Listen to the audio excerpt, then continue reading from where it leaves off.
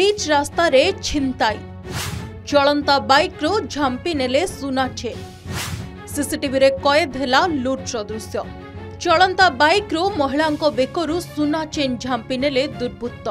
जाजपुर जिला जारका बजार रे घटिछि एभली अभावनीय घटना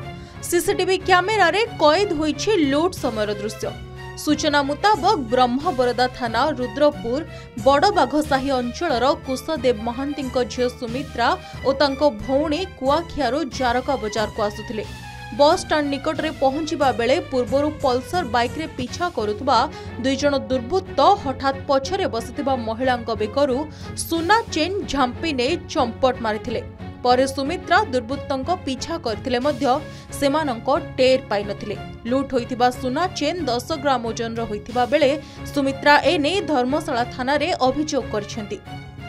अभियोग पाई पुलिस घटनार तदंत चलाइछि पुलिस निकटस्थ एक दुकान रे लागिथिबा सीसीटीवी कैमेरा रे दुर्बृत्तों फोटो कैद होइथिबा बेले ताकू नेई छानबीन आरंभ करिछि तेबे तुरंत अभियुक्त को धरिबा सह कठोर कठोर दंड देबा पई दाबी करछंती स्थानीय लोके जाजपुर रो अविनेश्वर सतपथी रिपोर्ट के न्यूज ओडिशा।